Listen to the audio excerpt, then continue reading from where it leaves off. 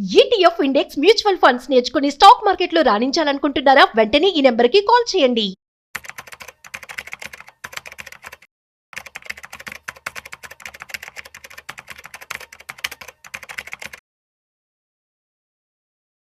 Hello నమస్తే, welcome to Suman TV. ప్రస్తుతం మనతో పాటు స్టూడియోలో సుందరరామ్ రెడ్డి గారు ఉన్నారు. వీరితో ఈరోజు కొన్ని విషయాల గురించి మనం మాట్లాడతాం. హలో అండి, నమస్తే. నమస్తే మేడం. ఇందాక మనం మాట్లాడుకున్నాము మార్కెట్ అంతా కూడా పాజిటివ్గా వెళ్తుంది అండ్ జీడిపి రేట్ కూడా మనకి 8.2 వరకు ఉంది అండ్ పాజిటివ్గా చాలా బాగుంది, ఎప్పుడు లేని అంతగా పెరిగింది అని అన్నారు. బట్ మనకి ఐఎంఎఫ్ చూసుకుంటే మన ఇండియాకి సి గ్రేడ్గా ఇచ్చింది.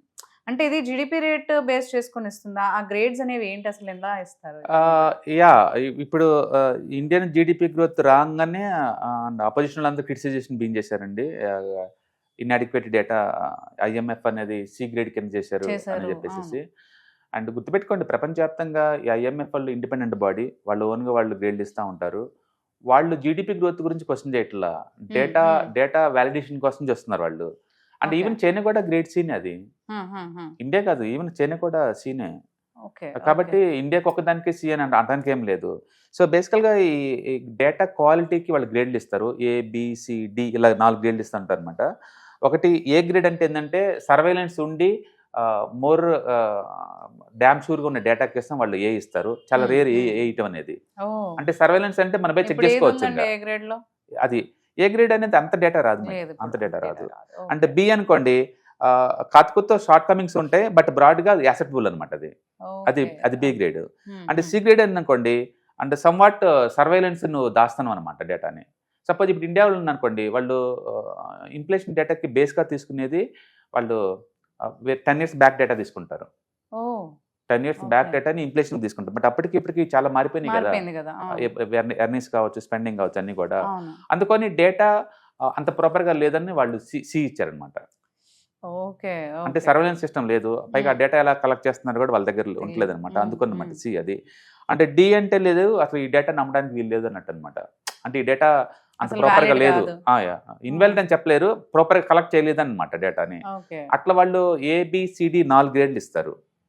ఏది ఐఎంఎఫ్ ఏ డేటా రిలీజ్ చేసినా సరే. ఏ అంటే విత్ సర్వేలెన్స్ తోటి, అంటే ఎవిడెన్స్ సహా ఇస్తారు అనమాట నీకు ఆ డేటా ఎలా వచ్చింది అనే దానికి ఎవిడెన్స్ సహా. బి అంటేనేమో బ్రాడ్ గా యాక్సెప్టబుల్ అనమాట, కొంత డేటాకి నీకు సర్వేలెన్స్ సిస్టమ్ ఉండదు. అండ్ థర్డ్ వన్ అనుకోండి, అంటే దాంట్లో సర్వేలెన్స్ అసలు లేదనమాట, అందుకని డేటా క్వశ్చనబుల్ అనమాట సి అంటే. అంటే డి అనుకోండి, అసలు ఆల్మోస్ట్ మ్యానిపులేటెడ్ డేటా అనుకోవచ్చు. అంతేగాని జీడిపి గ్రోత్ మీద అయితే దీన్ని బేస్ గ్రేడ్స్ ఇవ్వడం అయితే జరగదు. వాళ్ళు ఒక జీడిపి అని కదా, వాళ్ళు ఇచ్చే డేటా అలా ఉంటుంది అనమాట.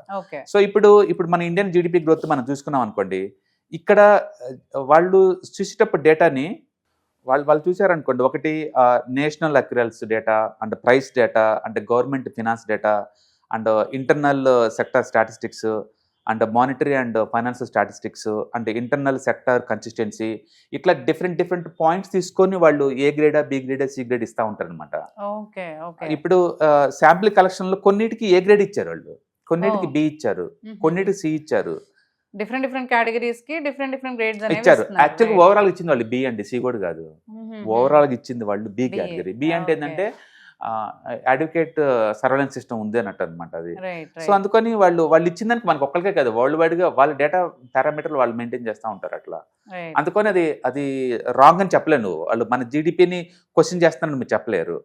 అండ్ ఇప్పుడు వాళ్ళు ఏమేమి క్వశ్చన్ చేస్తున్నారంటే, మనం తీసుకున్న డేటా 2011 to 12 బేస్గా తీసుకుంది. ఇన్ఫ్లేషన్ డేటాని మనం బేస్ గా తీసుకున్న ఇయర్ 11 to 12 తీసుకున్నారు. అయితే నెక్స్ట్ నుంచి మన వాళ్ళు డేటాని అప్డేట్ చేస్తున్నారు. 2026 నుంచి మనం కూడా లేటెస్ట్ మెథడ్ వాడబోతున్నాం.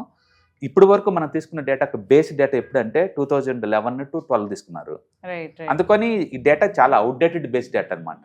అది బేస్ మీద వాళ్ళ గ్రేడ్ ఇవ్వడం జరిగింది. అండ్ రెండోది మన హోల్సేల్ ప్రైస్ ని కన్సిడర్ చేస్తారు. ప్రొడ్యూసర్ ప్రొడ్యూస్ చేసింది కాదు, అది ఎక్కడి నుంచి ప్రొడ్యూస్ అవుతుందని బట్టి తీసుకోవట్లా, హోల్సేల్ డేటా తీసుకుంటున్నాం. హోల్సేల్ డేటా ఏంది, ఒక రైతు పంట పండించాడు, అక్కడున్న రేట్ తీసుకోవట్లేదు. మనం 2011 డేటా తీసుకుంటున్నాం కాబట్టి అవుట్డేటెడ్ డేటా అని చెప్పేసి వాళ్ళు క్వశ్చన్ చేస్తున్నారు. అండ్ రెండోది ఏమో హోల్సేల్ ప్రైస్ తీసుకుంటాం మనం తీసుకుంటే wholesale price, but instead of the producer rate కాకుండా మనం హోల్సేల్ డేటా తీసుకున్నాం కాబట్టి గ్యాప్ ఉంది అంతకంత, దానికి కూడా వేరియేషన్ వస్తుంది. అంటే మూడోది ఏమో ప్రొడక్షన్ కన్నా ఎక్స్పెండిచర్ మధ్య గ్యాప్ ఎక్కువ వస్తుంది. మిస్ మ్యాచ్ అవుతుంది అనమాట ప్రొడక్షన్ డేటా కన్నా దీనికి. రైట్. ఎందుకు అంటే ఇప్పుడు సపోజ్ ఆర్బీఐల్ డిఫైన్ చేసుకున్న ఇన్ఫ్లేషన్ డేటా 2 to 4% మధ్య. బట్ రియాలిటీకి ఇప్పుడు సిపిఐ ఇండెక్స్ ఏం చెప్తుందంటే లాస్ట్ ఇయర్తో పోల్చుకుంటే ఈ సంవత్సరం రేటు పెరిగింది అండ్ 0.25 అని చెప్తుంది. ఓకే. బట్ సిపిఐ ఇండెక్స్ అనేది ఓవరాల్ దాంట్లో కొంత పార్టీ ఉంది, మిగతా పార్టీ హౌసింగ్ ఇన్ఫ్లేషన్ కావచ్చు, ఉంటుంది. మెడికల్ అవును. ఇన్ఫ్లేషన్ కావచ్చు, అవి ఉంటుంది. అవును. చాలా ఉన్నాయి కదా, అవన్నీ కలిపితే అది 2 దాకా ఉండొచ్చు మేబీ. రైట్. రైట్. అండ్ రెండోది సీజనల్ అడ్జస్ట్మెంట్ డేటా లేదు ఇక్కడ, లేదు. అవును. సీజనల్ అడ్జస్ట్మెంట్ డేటా లేదు. అవును. ఈ నాలుగిటి వల్ల అది గ్రేడ్ సి అంటుంది. ఓవరాల్గా ఇచ్చింది బి గ్రేడ్, బట్ ఇన్ఫ్లేషన్ వరకు ఈ డేటా వరకు ఇచ్చిందేమో సి గ్రేడ్ ఇస్తుంది అనమాట. మనకే కదా, ఈవెన్ చైనా కూడా చాలా కంట్రీస్కి ఇస్తుంది సి గ్రేడ్. అంటే గుర్తుపెట్టుకోండి, గవర్నమెంట్ వాళ్ళు వీటిని అడాప్ట్ చేస్తుంది లేటెస్ట్ ఇయర్ నుంచి ఏం కాదు, ఎప్పటి నుంచో అడాప్ట్ చేస్తుంది. ఉంటుంది. అవును. బట్ నెక్స్ట్ నుంచి ఇది ఎట్టగా అప్డేట్ చేస్తుంది. అప్డేట్ అవుతుంది. కాబట్టి డేటా రీడింగ్ లో వాళ్ళు అనుకున్న డేటా అదనమాట ఓవరాల్ గా. రైట్. కాబట్టి ఐఎంఎఫ్ వాళ్ళు సి గ్రేడ్ చేశారు ఇండియాని అలా అనడానికి ఏం లేదండి. అది ఇంటర్నేషనల్ బాడీ, దానికంటూ కొన్ని ప్రోటోకాల్స్ ఉంటాయి, దాని డేటా ప్రకారం అది ఇస్తూ ఉంటుంది. రైట్. అంటే వాళ్ళు డైరెక్ట్ గా సి గ్రేడ్ ఇచ్చింది 2-3 పాయింట్లకి, అన్నిటికి కాదు. అన్నిటికీ కొన్నిటికి ఏ ఇచ్చారు, ఓవరాల్ గా బి ఇచ్చారు. రైట్. బట్ మనం ఒకటే కాదు, ప్రపంచంలో చాలా కంట్రీలు మొత్తం ఆ గ్రేడ్ లో ఉన్నాయి. రైట్. కాబట్టి అదేదో బ్యాడ్ అండ్ ఇండియా ఏదో మ్యాన్పులేట్ చేస్తున్న జీడిపి గ్రోత్ అని కాదు. లేదు. అంటే ఫైనల్ వాళ్ళు కంక్లూజన్ ఇచ్చారు, ఇండియా ఇది one of the fastest growing GDP growth in the world అని చెప్పేసి వాళ్ళే ఇస్తున్నారు రేటింగ్ ఆడ. రైట్. అందుకని క్వాలిటీ గురించి క్వశ్చన్ కాదు, అంటే వే ఆఫ్ ప్రజెంటేషన్ మీద క్వశ్చన్ మార్క్ అనమాట అంతే. Right. Okay, right. So surveillance ఎంత మరి. సీరియస్ గా తీసుకోవాలంటారు దీన్ని? సీరియస్ గా తీసుకోవాల్సిన బేసికల్ గా ఇంటర్నేషనల్ ఈ థర్డ్ పార్టీ ఇండిపెండెంట్ అని అంటారే కానీ అవన్నీ బయాస్ ఎక్కువ ఉంటుంది మేడం. అవన్నీ సపోజ్ ఇప్పుడు హ్యాపీనెస్ ఇండెక్స్ లో మనది పాకిస్తాన్ కన్నా తక్కువలో ఉంది. హ్యాపీనెస్ ఇండెక్స్ లో ఇండియన్ ర్యాంక్ పాకిస్తాన్ నుంచి ఇంకా తక్కువ ర్యాంక్ ఉంది. అంటే పాకిస్తాన్ మనిషినాడు ఎవడు కరువు కటకలు తల్లాడిపోతున్నారు, బట్ మనకన్నా వాళ్ళు హ్యాపీనెస్ లో ఎక్కువ ఉన్నారంట. అండ్ హంగర్ ఇండెక్స్ లో మనకన్నా పాకిస్తాన్ కన్నా మనం ముందున్నాం. అంటే పాకిస్తాన్ లో హంగర్ లేదంట, ఇండియాలో ఎక్కువ ఉండ హంగర్. అంటే ఏం బేస్ తీసుకుని అదేనే ఉంటుంది, మ్యానిపులేషన్ డేటా ఎక్కువ ఉంటుంది. అండ్ డెమోక్రసీ ఇండెక్స్ లో ఆఫ్ఘనిస్తాన్ ముందు ఉంటుంది మనకంటే, డెమోక్రసీలో అందులో ఉంటది. క్రైమ్ ఎక్కువ అక్కడ. ఆ విషయం అదేనే ఉంటుంది. డేటా ఏంటంటే ఇంటర్నేషనల్ వాళ్ళందరూ ఇండియన్ బయాస్ ఉంటది. ఇండియా డెవలప్ అయ్యే కొద్ది అటాక్స్ ఎక్కువ అవుతుంటాయి. ఇంకా వాళ్ళు ఏంటంటే ఇండియాని ఎట్టయినా సరే మ్యానిపులేట్ చేయాలని చెప్పి ఇంకా ఎక్కువ ఉంటుంది. అండ్ ఇండియాలో ఉన్న వాళ్ళు ఇంకా దానికి వంత పడతా ఉంటారు. అందుకని too much democracy also not good. Betraying support ఉందంటారు. ఇప్పుడు ట్రంప్ డెడ్ ఎకానమీ అన్నాడు ఇండియాని. డెడ్ ఎకానమీ ఎలా అవుతుంది? జీడిపి గ్రోత్ ఉన్నప్పుడు ఇండియా ఇన్ఫ్లేషన్ ఇంతవరకు ఎప్పుడు కూడా ఇండియా రిసెషన్ అంటే ఏం లేదు ఇక్కడ, ఎందుకంటే జనాభా ఎక్కువ కాబట్టి రిసెషన్ రావు, ఎప్పటికి రావు. మినిమం గ్రోత్ 4 to 5% మధ్య ఉంటుంది తప్ప రాదు నీకు. డెడ్ ఎకానమీ ఎలా అవుతుంది? వాళ్ళు ఏదో ఆవేశం ఏదో అతిగా అన్నాను. ఇంత దగ్గర రాహుల్ గాంధీ గారు కూడా డెడ్ ఎకానమీ అన్నారు. అంటే ఇవన్నీ ఏంటంటే పొలిటికల్ మోటివ్ తప్ప డేటాబేస్ కాదు. అందుకని ముందు రోజుల్లో కూడా ఇంకా ఎక్కువ అవుతుంది ఇండియా మీద అటాక్లు ఇంటర్నల్ గా ఏదో విధంగా. అంటే ఒరిజినల్ ఐటమ్ తట్టుకోలేరు. అంటే ఇక్కడ ఏంటంటే నువ్వు నో అంటే నేను ఎస్ అనాలి ఇంకంతే, నేను నో అంటే నువ్వు ఎస్ అనాలి అంతే తప్ప ఇద్దరు ఎస్ అనడానికి వీల్లేదు. అన్ఫార్చునేట్లీ ఇండియాలోనే ఇలాంటి టూ మచ్ డెమోక్రసీ వల్ల వచ్చిన సైడ్ ఎఫెక్ట్స్. అవును, అదే ఇప్పుడు రష్యా చూడండి ఎలక్షన్సే లేవు, చైనా చూడండి ఎలక్షన్సే లేవు, నో రిజర్వేషన్స్, నో మిగతా నో అంటానికి వెళ్ళలేదు గవర్నమెంట్ చెప్పిన దానికి. అండ్ గల్ఫ్ కంట్రీ చూడండి మోనోపలి, లిటరల్లీ అది కింగ్స్ పాలన అనమాట అక్కడ. అంటే డెమోక్రసీ ఎక్కడ లేదు, అవి బాగా డెవలప్ అవుతున్నాయి గుర్తుపెట్టుకోండి. డెమోక్రసీ టూ మచ్ ఉన్న కంట్రీస్ ఏమీ డెవలప్ అవుతున్నట్టు ఏం లేదు. రీసెంట్ గా ఢిల్లీలో వాళ్ళు ఏదో ఎయిర్ పొల్యూషన్ మీద రాస్తారోకలు చేసుకుంటూ సడన్ గా నక్సలిజానికి అనుకూలంగా చేస్తున్నారు రాస్తారోకలు. ఎక్కడుంది ఇక్కడ? Too much democracy not good for economy అనమాట. బట్ డెమోక్రసీ ఉండి కూడా గతకొత్త గ్రోత్ అవుతున్నది మాత్రం గ్రేట్ అది. అందుకని ఇండియా లాంటి కంట్రీల్లో ఎప్పుడు అపోజిషన్ ఉంటుంది, మీరు ఏం చేసినా అపోజిషన్ ఉంటుంది, గుడ్ చేసినా బ్యాడ్ చేసినా వర్క్ చేసినా. బట్ అన్ఫార్చునేట్లీ దాన్ని మనం యాక్సెప్ట్ చేసుకుంటూ ముందు పోవాలి తప్ప క్రిటిసైజ్ చేయలేము. అందుకని ఈవెన్ ఐఎంఎఫ్ వాళ్ళు ఈ సి గ్రేడ్ చేసినంత మాత్రాన ఇండియా నిజంగా సి గ్రేడ్ వెళ్ళిపోద్ది, డి గ్రేడ్కి వెళ్ళిపోద్ది అంటే ఈవెన్ వాళ్ళు డి గ్రేడ్ ఇచ్చినా ఇండియా ఏమి ఎఫెక్ట్ అవుతుందండి. ద ట్రూత్ ఏంటంటే వరల్డ్ వైడ్గా యాక్సెప్ట్ చేశారు ఇండియా 4th లార్జెస్ట్ ఎకానమీ అని, అండ్ 3rd ఎకానమీగా మారబోతుంది విత్ ఇన్ 2-3 years కల్లా. అండ్ అమెరికా, చైనా, నెక్స్ట్ ఇండియానే ఉంటుంది విత్ ఇన్ 3 years కల్లా. అది యాక్సెప్ట్ ట్రూత్. అండ్ వరల్డ్ వైడ్గా అన్ని కంట్రీస్ తోటి ఫ్రీ ట్రేడ్ అగ్రిమెంట్స్ కుదుర్చుకుంటే చాలా ఫాస్ట్గా మూవ్ అవుతుంది. అండ్ ఈవెన్ 6 months బ్యాక్ అమెరికాతో వాళ్ళు ట్రేడ్ టారిఫ్ డిసగ్రిమెంట్ అయినప్పుడు ఇండియా ఏమైపోద్దో అన్నారు. డెడ్ ఎకానమీ కాదు, ఇండియాలో వరల్డ్ లీడింగ్ ఎకానమీగా మారింది, ప్రూవ్ చేసుకుంటా ఉంది. అందుకని ఒకళ్ళు ఇంటర్నేషనల్ డేటా ప్రకారం అని కాదులే కానీ, బట్ ఇండియాలో గ్రోత్ ఎక్కువ మాట క్లియర్గా కనపడతా ఉంది, లైఫ్ స్టైల్స్ ఇవన్నీ కూడా. కాబట్టి ఇట్స్ రైజింగ్ ఎకానమీ. ఏదన్నా వరల్డ్ ఇండియాకి ఆపోజిట్ పోతుందంటే వాళ్ళు నాశనం కోరుకుంటారు తప్ప ఇండియా అయితే కాదు. అందుకని ప్రతి country, Europe free trade agreement ready అవుతుంది అమెరికా కంటే ముందే. కాబట్టి దానివల్ల long term point of India benefit అవుతుంది. అంటే చైనా వాళ్ళు 30 years బ్యాక్ 10 years బ్యాక్ ఎక్కడైతే ఉన్నారో ఇండియా వాళ్ళు అక్కడ ఉన్నారు. ఇప్పుడు China GDP growth 4K restrict అయిపోయింది వాళ్ళది. మనది అలా కాదు, 8, 9, 10 దాకా పోయే ఛాన్స్ ఎక్కువ ఉంది.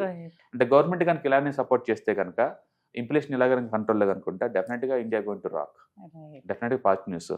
అందుకని IMF వాళ్ళు ఇండియాకి సీక్రెట్ చేశారనే బదులు పక్కన చైనాని కూడా సీక్రెట్ చేశారు. వాళ్ళు ఓవరాల్ డేటా మీద డి ఇచ్చారు అండ్ వాళ్ళు వాడి మెథడ్స్ కూడా మనకు క్లియర్గా ఉంది. కాబట్టి దాన్ని నెగిటివ్ తీసుకోవాల్సిన అవసరం లేదు. Yes sir, great information shared. And ఇంకోటి మనకి ఇప్పుడు 14th and 15th మనకి వెబినార్స్ అనేవి రన్ అవుతున్నాయి 6 to 9 o'clock. సో దీంట్లో ఏం ఇన్ఫర్మేషన్ అనేది మీరు ఇవ్వబోతున్నారు అండ్ ఏం షేర్ చేయబోతున్నారు అసలు?